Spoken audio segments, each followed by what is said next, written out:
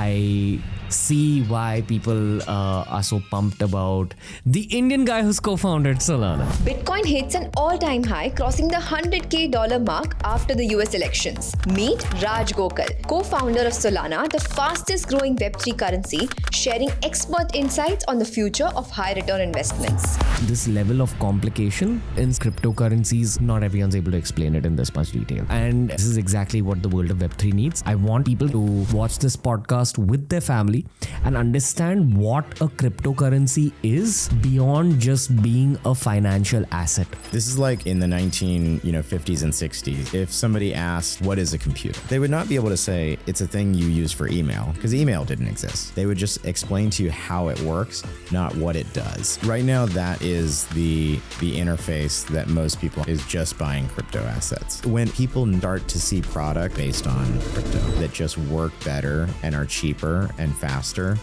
and bring value to their lives, they're not going to ask, what is crypto? They're just going to say, what is crypto giving me? If we dial back to the early 2010s, when a Bitcoin could be bought for a few dollars. So anyone who bought it for a few dollars back then has become exponentially rich today. Exactly. What makes me sad is that the whole world is very excited about crypto and blockchain and the future of the internet. And my own country is extremely skeptical about this. Our largest hacker houses are in India. They're huge. The future of crypto looks pretty bright, and I think that in the next market cycle, it's very possible that the Indian government will have to take notice. What have Trump said about cryptocurrencies? Trump has said that he's very supportive. He's launched crypto projects himself. Entrepreneurs in the US are cautiously very optimistic about the US regulatory environment improving. This year, many of our wildest dreams came true. In 15 to 20 years' time, what's your dream vision for a world that uses cryptocurrencies, the blockchain? I think in 20 years, more than a quarter of the world's commerce will happen through these systems. And maybe over the next 100 years, we'll see a change in the world order. I think that's possible. I'm happy to talk about that too. Do you think starting to use cryptocurrencies for your daily transactions is going to take power away from world governments? Yes. That's why a lot of world governments, including the Indian government, have a problem with cryptocurrencies in the first place. Yep. There's two strong opinions that I have when it comes to the world of crypto assets. The first opinion is that we're only at the beginning of the journey of Web3 and crypto assets. There's a lot more to learn. There's a lot more blockchain-based applications that will be developed in the near future. There's a lot more financial gains to be gained over the years. We're just at the beginning of the story. But the second strong opinion is that most human beings have still not understood what a cryptocurrency is. I primarily feel that this is because the world of cryptocurrencies, crypto assets, blockchain, Web3 is primarily governed by minds that are technical. People that are from software-based backgrounds, technical backgrounds. Often, these minds who are brilliant in their own field of work may not be able to convey what a crypto asset is, what the first principles thinking behind the world of cryptocurrency is. I personally feel that that's the job of content creators, that's the job of tech creators, that's the job of podcasters, and that's what we've tried doing today. Raj Gokal is one of the hottest names in the world of Web3, in the world of blockchain. He's co-founded Solana, which is one of the hottest crypto tokens in the world of blockchain. He's spoken about Solana a little bit on today's episode, but today's episode is mainly a 101 when it comes to blockchain and cryptocurrencies.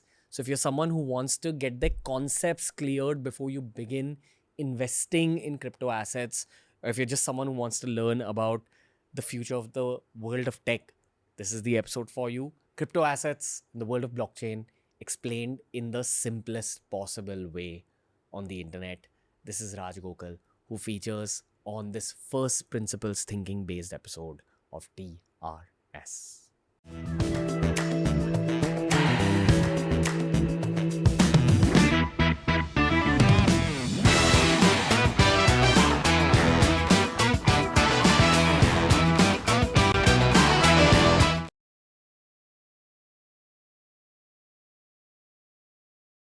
Raj bhai, India's super proud of you. That's where I'll begin. Oh, thank you. How are you, bro? I'm good. How are you? I am looking forward to learning about cryptocurrencies once again from you.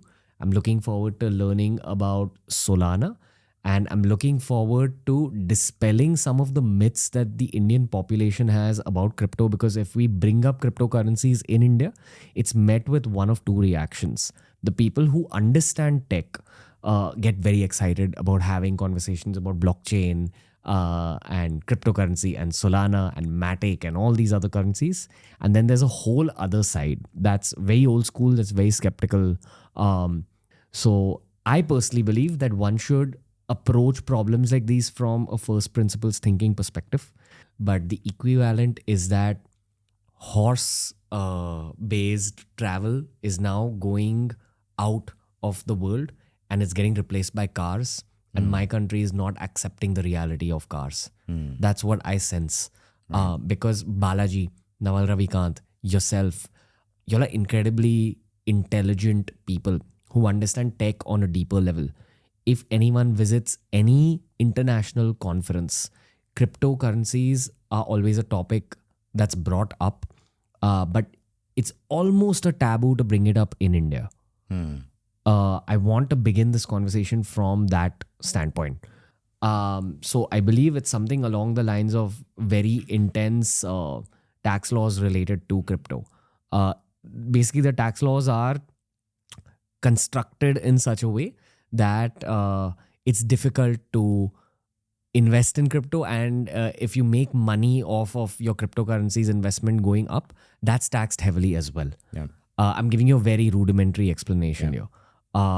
But everything from laws to conversations are discouraged. The only people who encourage any kind of angle on crypto in our country are the people within tech who understand what's happening.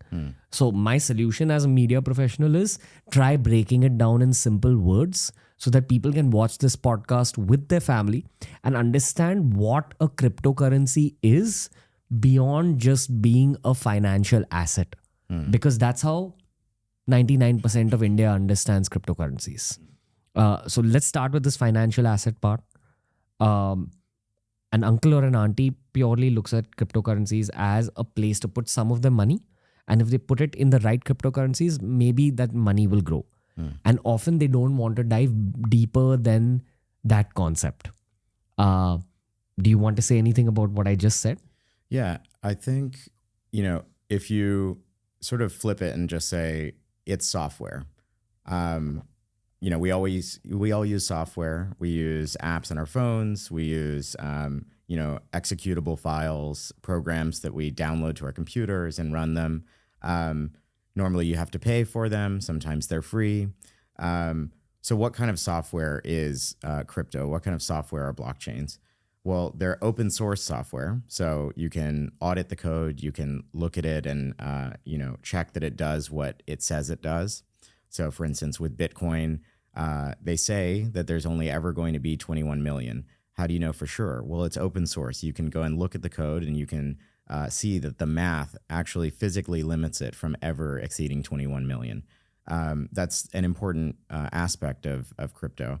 The other part is that it's permissionless. It's distributed. What that means is it doesn't just run on one computer. It doesn't run on your computer or my computer. And if you shut down your computer or my computer, the software stops. To understand this better, can you give a real world example of something that's built on this kind of a system, what you just spoke about? Yeah. Well, banks are very centralized, right? Because even if there are branches of a bank in every country, the company itself is still one company. Right. And that one company controls and manages the account balances, the records, and the permission. If the bank decides you aren't going to be a customer, they can kick you off. If they decide that you aren't going to get a loan, they can deny you the loan.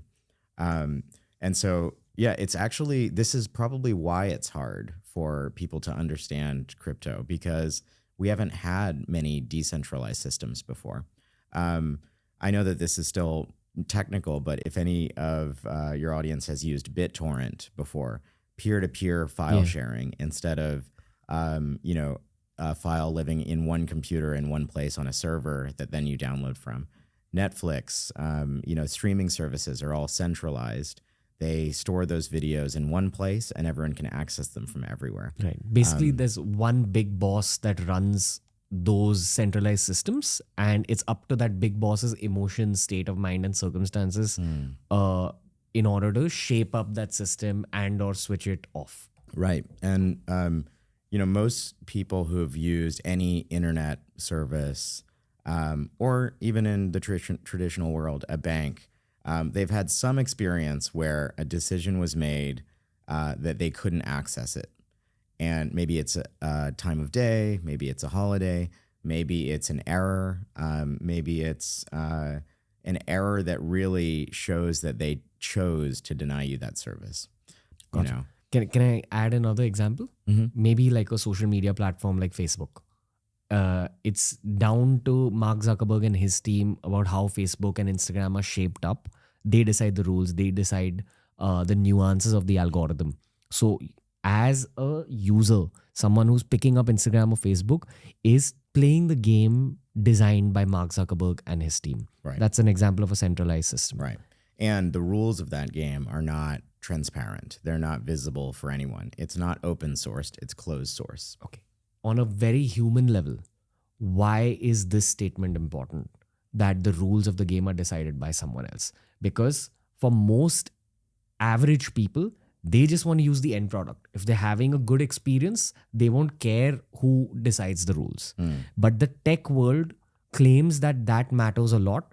The average consumer just doesn't seem to understand the importance of rules mattering. What someone is asking you to do when they not only created the rules, but can also change them at any time, is they're asking you to trust them, right? And what happens is over time, the people that change the rules too much, they lose trust. And the people who don't change the rules too much or, wait a long time before changing the rules, they build up trust. But, we saw this in the US. Sometimes you find yourself in a situation where the institutions that you trust have been eroding that trust over, many, many years. In the case of the US, there were just bad loans being given out and they weren't being accounted for correctly.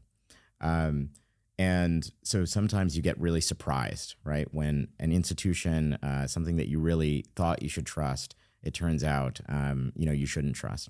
Also, when you have these centralized, trusted organizations and they're not governments, the government can always come to that person that everyone trusts and ask them to behave differently. And they have a monopoly on violence. The government can decide that person can go to jail if they don't play by new rules, if they don't reestablish new rules. It's a central point of failure and control, right? It's like a government going to a leading journalist who runs a news media portal and saying that, hey, you know what? You can't show this and you should show all these other things. Right. That's a great example of a centralized system being twisted by a government in order to suit the narrative of the big boss at the top. Right. We call this the $5 wrench problem, which is, you can have a system that is very credible and where the rules are, have been clear for a long time. But if it's one person that controls those rules and somebody else has a $5 wrench and they find out where that person is and they go threaten them, then how safe is the system, right? How much can you trust it then? Because you have to trust the person with the $5 wrench and they might not have the same intentions. Okay. Let's speak about cryptocurrencies from a little bit of a primal perspective. At the end of the day, we're all cave people, cavemen and women. We work based on a tribal mentality. At some point, we went from being hunter-gatherers to actually forming tribes and living in tiny villages.